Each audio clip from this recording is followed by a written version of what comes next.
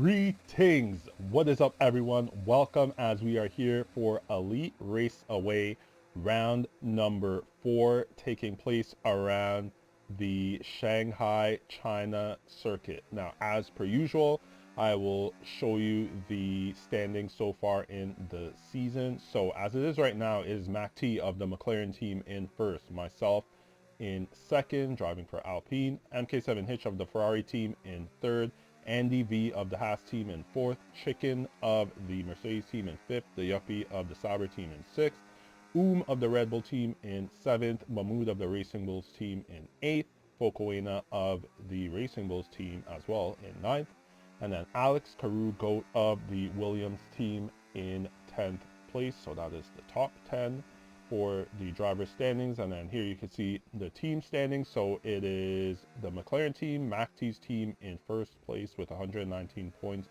My team, Alpine in second, 102. Ferrari in third, MK7 Hitch's team. Andy's team, the Haas team in fourth with 78 points. And then Focoena's team is in fifth place with 70 points. So we are here for this round 4 around the China circuit. Now, if you did not tune into last week's review video, I said that the China circuit is my worst circuit on the F1 game, and it is the truth. So I did put in quite a bit of practice for this particular race. So coming through the final turn, we are going to start our first push lap. So it is DRS wide open as we are coming to this first sweeping right-hander that seems to go on forever. And then now it is this sharp left. Have to be very careful getting onto the power as you can oversteer and spin out whilst doing that. So it is a purple sector 1 heading into this hairpin turn. So now just a little bit of a straight and then a sweeping left-hander that then turns into a sharp right-hander. And then here we have a double left turn. It is sometimes difficult to navigate that. However, we do so quite well. There you see Focoena saying on 133, I believe that said 9392, put himself onto provisional pole position. As you can see there, we set a purple sector 2, now going through this downhill right-hander on the battery as it is right now, and also DRS open at this point. So now just have 2 more turns. So coming through this hairpin, taking it relatively well. And then just a little bit of a straight, but here you can see a bit of traffic in front of us. A little bit of a distraction. However, we do get through the final turn. DRS is open and we set a 132.911 to put ourselves into provisional pole position for the time being. Now coming to our second run. So it is DRS wide open, crossing the start finish line. A bit of straight as there you can see there's a car coming out of the pits on the right side there, did not impede us. However, as you can see, going through this sweeping right-hander, we did not run as wide as we did during our first run. So that gains us about 0.2 of a second through this sector 1. There you can see a purple sector 1 we have set. They're going through that hairpin turn. So just a bit of straight, and then now it is this long left-hander, then converting into this semi-long right-hander.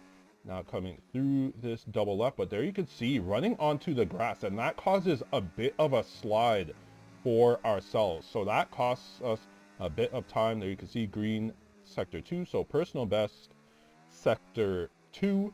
Now coming through this downhill right-hander, we are about 0.2 of a second faster than our first hot lap or push lap that we did. DRS open at this point, going down the back straight. 2 more turns to navigate on this particular run coming through this hairpin, running slightly wider than our first run. However, I do believe better traction through the exit.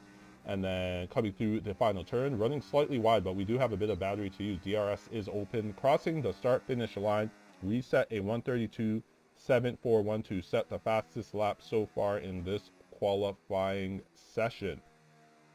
So now heading to our final push run. So as you can see in the top left there, we are currently in 4th place. So we have some work to do in order to try and start on pole position for this race. So here you can see coming through this right-hander, now switching to the left, only gaining a marginal amount of time. We are about 400ths up on our previous best lap. So setting a personal best sector 1. You can see going through that hairpin, not really gaining any time, actually kind of losing time, as we are about on par with our second push lap that we did. Now currently down on our time, but here you can see not running over the grass on this run, and that gains us 0.2 of a second. Here you can see purple sector 2 on this qualifying run. So we are going quite well. Now going through this downhill right-hander, we are much tighter to the right side, and that is going to gain us another 0.2. So we are currently 0.4 faster than our fastest run, which was our second run. So now coming through this hairpin turn, the penultimate turn, taking it slightly tighter than the previous run, that gains us about another 10th. Now coming through the final turn, taking it somewhat cautiously, but we do go slightly tighter than our previous run, and there you can see we set a 1:32.140 to set the fastest lap for the session, and that is going to put us onto pole position. So it is ourselves starting first, 50 in second, the Modern Chicken third, the MK7 Hitch in fourth, Mahmood fifth, Focoena sixth, Alex Carew seventh, Andy in eighth, the Yuppie in ninth, Code in 10th, my teammate T George 11th, Joe Beef 12th, Mini Tony 13th, Calman 14th, Armanton Sim 15th, Escargo 16th, Nando's Lizard 17th, F1 Original Polly in 18th place. And then I did not see who was in 19th. Unfortunately, I think it might have been Louis Charles. So we clutched up for that final push lap, getting ourselves onto pole position. Quite happy with that last lap, as that actually tied our personal best that we did during our practice before the race, as I set a 1:32.1 when I was practicing. So tying my PB, quite happy to do that in the session when it really mattered. Now here we are on the grid for the beginning of this race. We have 5 red lights, and we are underway for this 28 lap race around the Shanghai China circuit, starting on the hards and getting ourselves a pretty good start, as we are remaining in first place heading through these right and left hand turns. So it is ourselves in first place, 50 in second, the Modern Chicken in third. The top 3, all of us starting on the hard tire. We have MK7 Hitch of the Ferrari team starting in 4th, and then, or in 4th as it is right now. And then it is Mahmood in 5th place. So MK7 Hitch and Mahmood starting on the medium tire. So that's here you can see running slightly wide, going through that left-hander. So the strategy as far as this race was concerned is that I know how much, and most people who have driven this China circuit know how advantageous it is to start on the hards when you are, or when you have more fuel in your car, and then obviously pitting around lap 14, lap 15, lap 16. When you have less fuel in your car going onto the medium tire, you are going to be at a severe advantage when that takes place. So that was ultimately as there you can see running wide through that left-hander. That was ultimately what it is that I was looking to do. So setting the fastest lap with a 1:38, I believe that says 9:51. Now skipping ahead to the midst of lap number 3, and as you can see, MK7 Hitch has made his way from 4th to 2nd place, and he is about 5/10 of a second behind ourselves. So we are coming through this downhill right-hander, and it is going to be MK7 Hitch who has DRS. So he is going to have the overspeed on ourselves, and here you can see making his way alongside and past ourselves to go up into first place. So obviously he does have the advantage being on the softer compound tire of the mediums as opposed to ourselves who are on the hards. So there you can see. Now on the start of lap 4, it is ourselves in 2nd place. Now skipping ahead to the midst of lap 8, and as you can see, we are still behind the Ferrari driver of MK7 Hitch. So going through this downhill right-hander, as we are within 1 second of MK7 Hitch back at the DRS detection point. It is DRS for ourselves, getting the overspeed, but not going to make our way alongside us. There you can see ISCargo Sim is out, and we have a safety car. So this means that our strategy is more or less ruined. MK7 Hitch, who started on the mediums, he would have been pitting within the next probably 3 to 4 laps. As for ourselves, we were going to go to probably lap maybe 14 or 15. So now having to go into the pits, we are going to put on a set of medium tires, and it is just now a case of, are we going to try and run these mediums to the end of the race, or are we going to potentially have to stop one more time to do another or put on another set of tires in the event that these tires wear too much? We do know that MK7 Hitch, he's going to be able to go to the end of the race comfortably on his set of hard tires.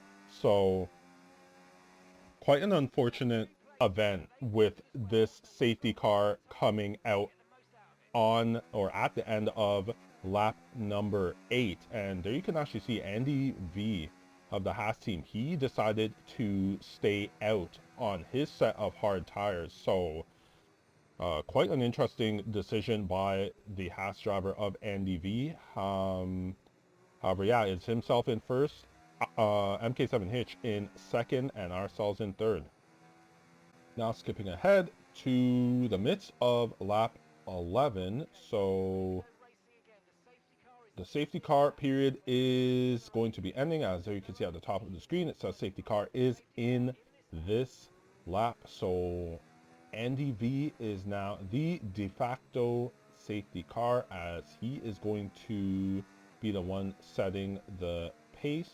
And here you can see, looking at our tires, they are very cold, as we did not want to put too much energy into them, as we have to try and allow our tires to get to the end of the race. So they didn't want to put any wear into them until this point here, where you could see that we were weaving to try and get a little bit of temperature in. But here you can see Andy V has taken off, and you can see ahead of myself, MK7 Hitch has actually got a good launch. So he is directly behind the Haas driver of Andy. So you can see there's a bit of a gap between ourselves and MK7 Hitch. So start of lap 12, going through this turn 1, and here you can see MK7 Hitch making a move on Andy to go up into first place, and we know we have to follow him. So here you can see ourselves making our way alongside and past the Haas driver of Andy to go up into second place, following the Ferrari driver of MK7 Hitch. So that move had to be done. And there you can see 50 making his way past Andy, as well as the Modern Chicken. So Andy is dropping back quite a bit off of this safety car restart on lap number 12. Now skipping ahead to the end of lap 14, it is DRS open for ourselves. Having the overspeed coming to the back of MK7 Hitch, however, not able to make a move going into this turn one. However, here you can see 50 behind us is trying to make a move as he goes alongside ourselves and actually hits into us, almost causing us to spin out. So luckily able to keep ourselves pointed in the correct direction. Here you can see MK7 Hitch with a lockup. We run deep as well. So we were slightly frustrated based off of that contact that was made on ourselves by 50. So now skipping to the beginning of sector 3 on lap 15. So coming through this downhill right-hander, we are relatively close to MK7 Hitch. Just about 4/10 behind the Ferrari driver. DRS open for ourselves. You can see we are on the battery, making our way alongside the Ferrari driver. Spotting our brake coming through this hairpin turn. There you can see MK7 Hitch was trying to go for the switchback. He is alongside of ourselves. We make our way through the final turn in first place, but here you can see we have run out of battery. So it is MK7 Hitch. He has DRS at this point. He makes his way back past ourselves to go up into first place. However, here you're going to see once again 50 making contact and actually pushing us wide, going through that right-hander, and he makes his way past ourselves to go up into second place. Here you can see myself taking numerous looks behind to see where it is that the Mercedes driver of the Modern Chicken is behind ourselves.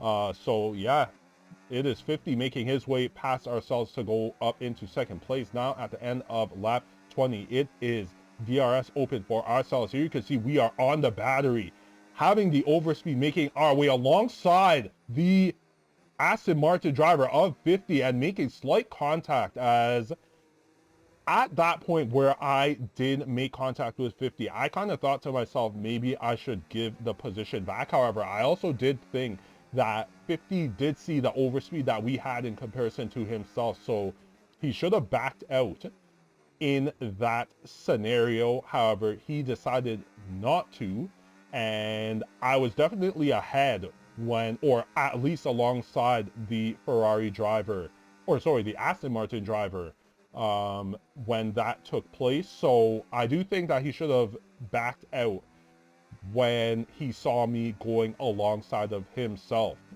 Plus, I also thought to myself that he pushed us when he made his way past ourselves on lap 16. So there's a little bit of tit for tat, if you will. So with those two things being considered, I decided that I was just going to stay ahead and not give the position back and just continue running my race.